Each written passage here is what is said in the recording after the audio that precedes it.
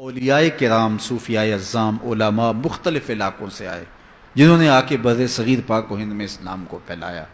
حضرت شاہ عبداللطیف بھٹائی ہیں، حضرت سچل سرمست ہیں، حضرت داتا گنج بخش علی حجویری ہیں، حضرت خواجہ معین الدین چشتی اجمیری ہیں، بابا فرید الدین گنج شکر ہیں، سید بلبل شاہ بخاری ہیں، حضرت امیر کبیر ہمدانی علیہ رحمہ ہیں، اور حضرت لال شہباز قلندر ہیں۔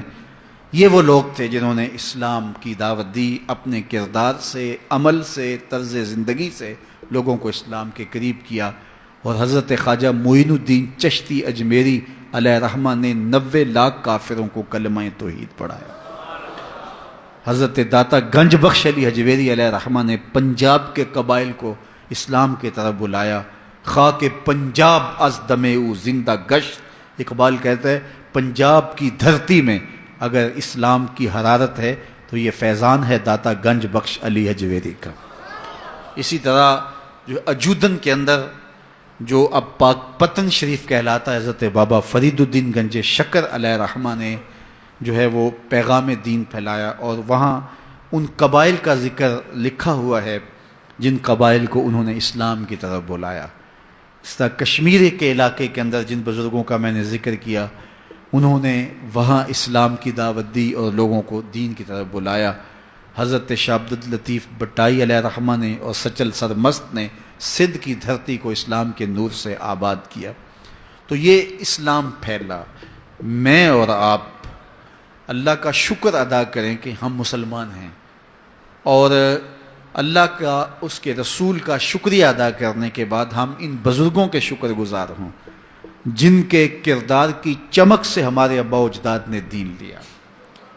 اگر یہ بزرگ یہاں نہ آتے تو ہماری 7ویں، 8ویں، 10ویں، 15ویں پشت میں ہمارے آباء و اجداد مسلمان ہوئے تھے، تو آج اللہ کا شکر ہے ہم بھی مسلمان ہیں۔ اور اگر وہ مسلمان نہ ہوئے ہوتے تو شاید آج ہم کسی بت کے آگے ہاتھ جوڑ کے کھڑے ہوتے۔ تو آج اللہ کا شکر ہے کہ ہمارے اندر پاکیزگی ہے، ہمارے اندر طہارت ہے۔ تو یہ فیضان ہے ان بزرگان دین کا جنہوں نے ہمارے آباء و اجداد کے قلوب کی تطہیر کی، ان کے دماغ کو پاکیزگی دی، ان کے خیالوں کو طہارت بخش، اور ان کی پیشانیاں بتوں کے چرنوں سے اٹھا کے ایک مالک کی دہلیز پہ رکھی۔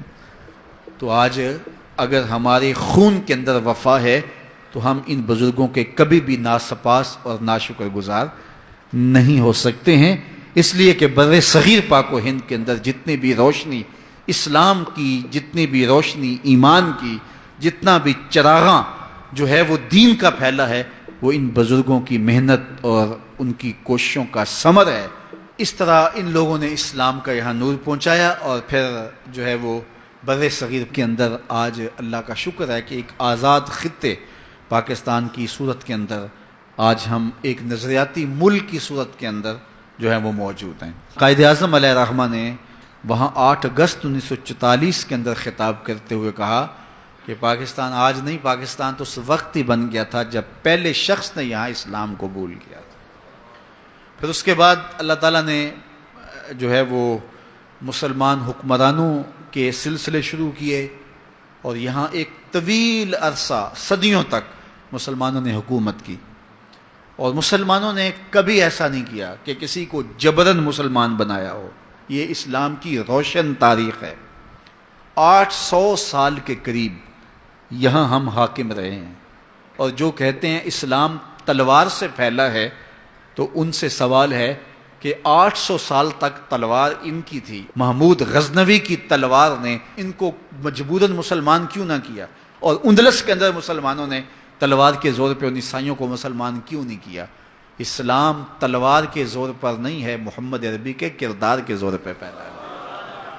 تو یہ بات ذہن میں رکھیں اور اچھی طرح ذہن نشین کریں۔ اور دوسری بات یہ ہے کہ لوگ کہتے ہیں اسلام تلوار کے زور پہ پھیلا ہے۔ میں پوچھتا ہوں، جب تلوار ابو جہل کے ہاتھ میں تھی، ابو لہب کے ہاتھ میں تھی، عتبہ اور عتیبہ کے ہاتھ میں تھی، اور حضرت بلال چکی پیستے تھے اور مار بھی کھاتے تھے، اور اسلام اس وقت پھیل رہا تھا، تلوار تو کفار کے ہاتھ میں تھی، تو اسلام کیسے پھیل رہا تھا؟